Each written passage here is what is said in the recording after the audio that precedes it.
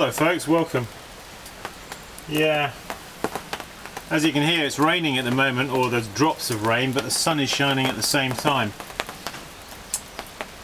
I had to rush back because my little tent here with my wheel and pots that I'd made yesterday were all getting like rained on, and everything was flapping and blowing like crazy because we were in town. And I suddenly realized, because there was like a lashing thunderbolts and lightning and rain over in State College, so I had to ring my neighbour and ask him to kindly come over and close my tent and take my pots in and all this. So anyway, there's some of the pots there actually are just spot on for trimming, so I thought let's get these out of the way now as it's a beautiful evening. It looks like it may be, I don't know, there's only blue sky up there, there must be some because of this sunshine. Anyway, what I wanted to do is focus right down here on the wheel head, because I'm in the process of trimming these, and I just suddenly thought, get the camera and we'll see if we can make something of this, you know. Always good to see how people trim, isn't it? So what I want to do is bring up a bit of a up-close shot. I think that we're there, like that. And just want you to see how I go about trimming these. So I've kind of got the camera up on above my right shoulder. So what we do is, I know you've seen me do this before, let's take some rainwater and moisten the wheel. Be a bit of a novelty, wouldn't it? Some rainwater. We just dampen the face of the pot, or the lip of the pot I should say. Tap center him, just push him down. Okay, and then we're just going to carve the trim down like that, and then I come in at an angle, you see, like that.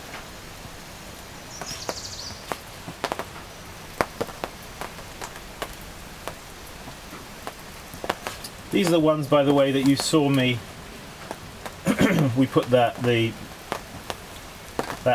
slip over. These are in fact not the ones with the white slip. These are the ones, the first lot I did. Okay, so basically I cut down like that and then I cut in like that. Remember, keep your finger here like that, it keeps it down, a bit of downward pressure. And then I'm going to take the tool, I scribe a line, you see, there. And then I go down a fair way. And now I come across from the middle.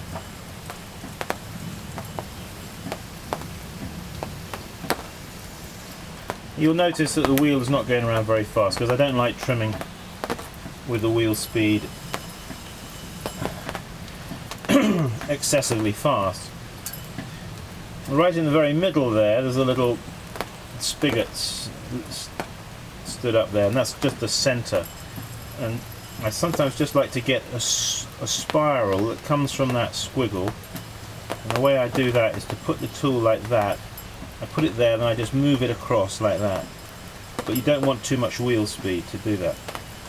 There it is.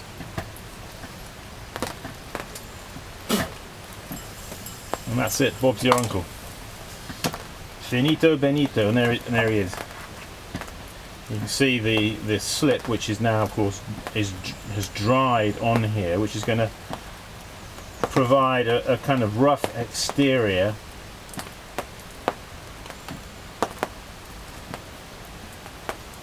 Could be rather nice, I think. So I just where the pot's been face down, just give him a little. I give him a little finger wipe with some wetness, if you know what I mean. I don't use a sponge. just to get rid of that sense of flatness if it's been face down.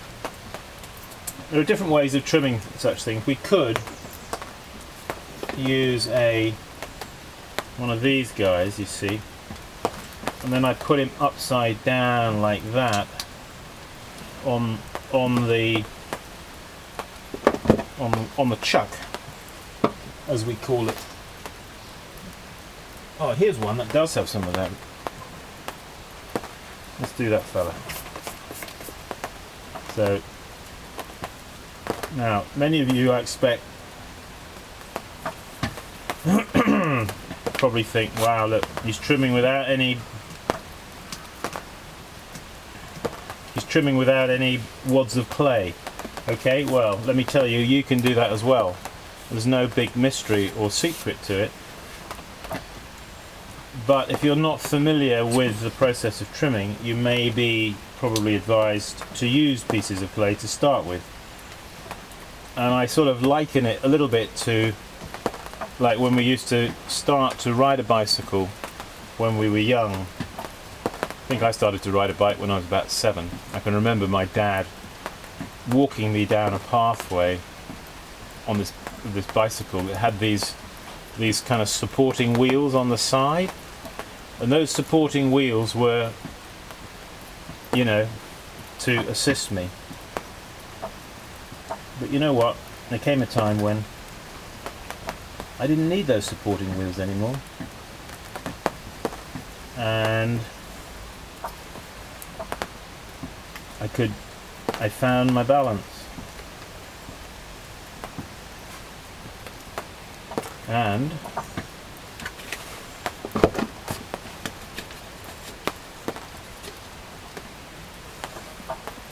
it's a bit like that with this, you know.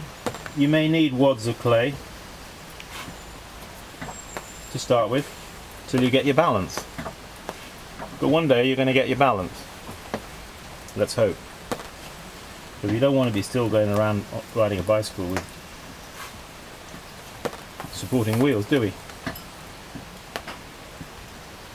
So, and let me tell you, the clay will stick. It comes off sometimes, but like that. You see, and sometimes the tool goes in a bit further than what I wanted it to, but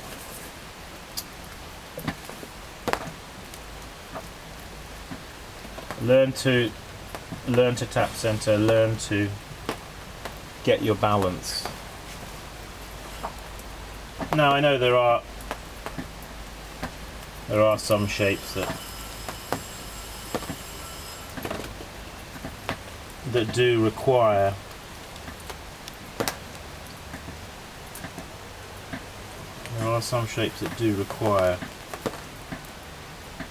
wads of clay, and I don't. I'm just talking about in general.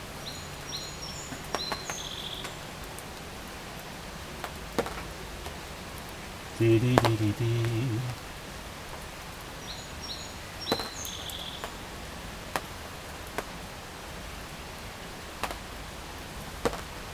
So, throw off those supporting wheels, and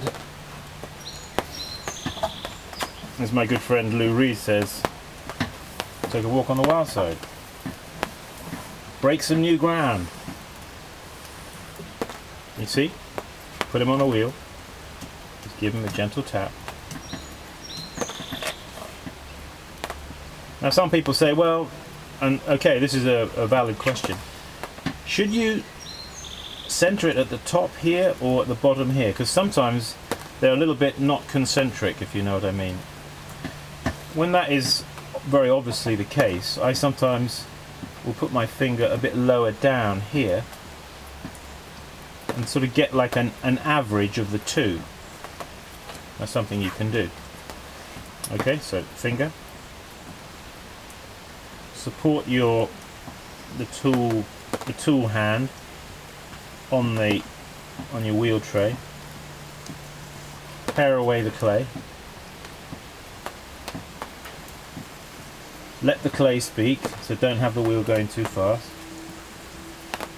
Yeah.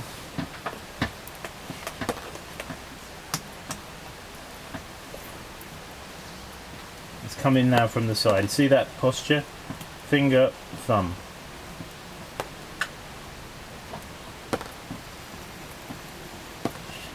Ooh.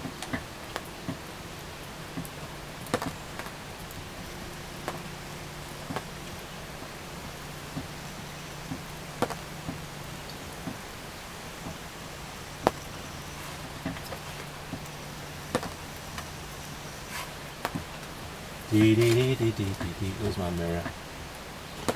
Here's my mirror to give me a bit of a helping hand, if I can get it straight.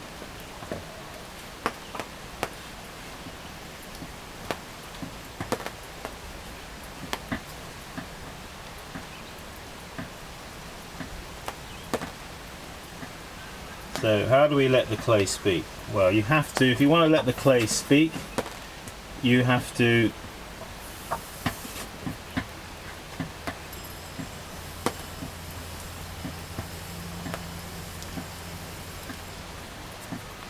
use the tool slightly in a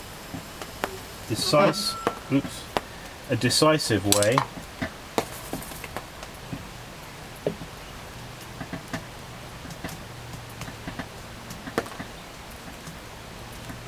A deliberate way.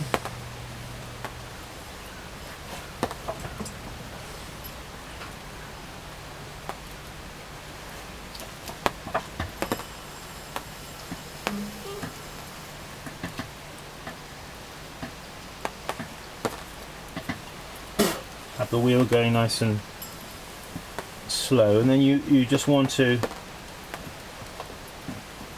just carve it. Yeah.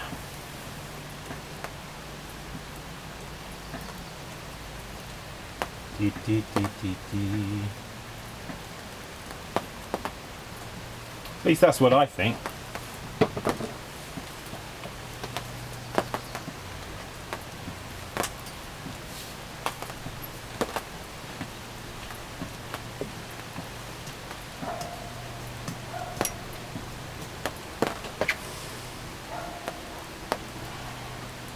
If you get the dampness right between the wheel head and the rim of the pot, and you don't take too long to center it, and then you push down, you'll find that the pot will stick.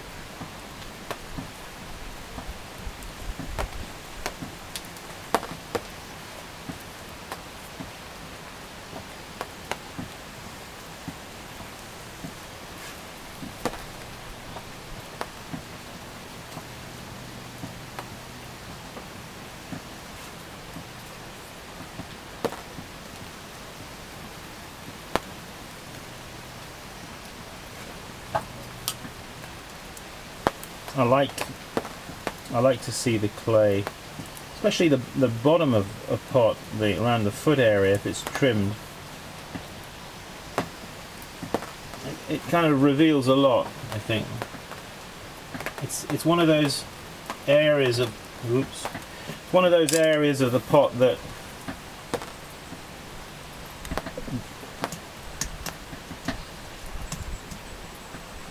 well, I suppose it's the area of the pot which is usually without glaze, so it's the place where you can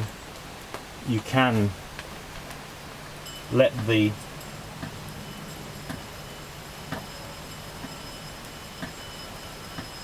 clay speak, because the rest of the pot is covered up probably with glaze.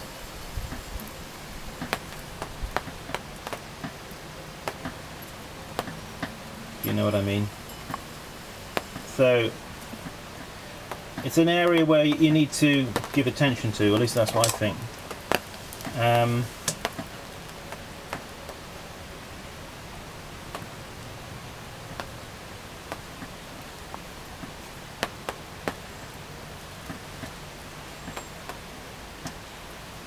part.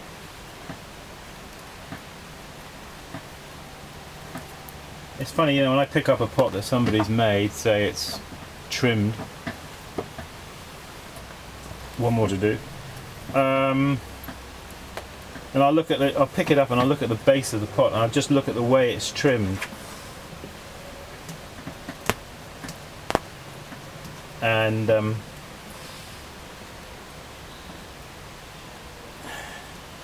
maybe that tells me something about the potter who made it. I suppose it should do.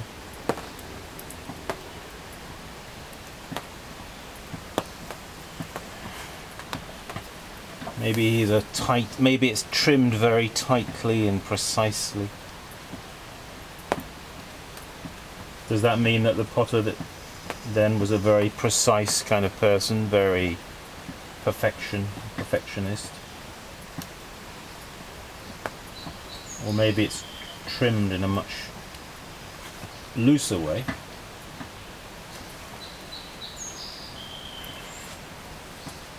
Maybe indicating somebody a bit more laid back in character.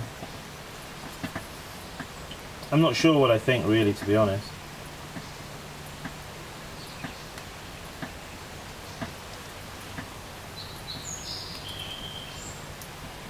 Yeah. So let the clay speak. Nice gentle wheel speed.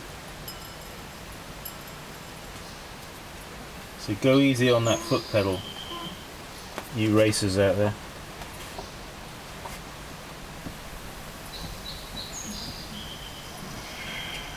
Yes!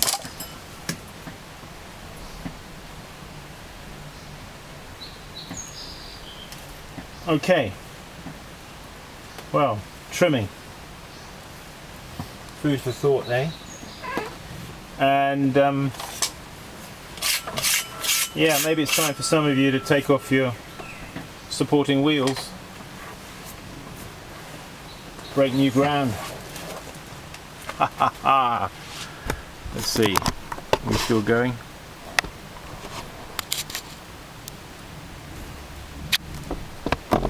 So.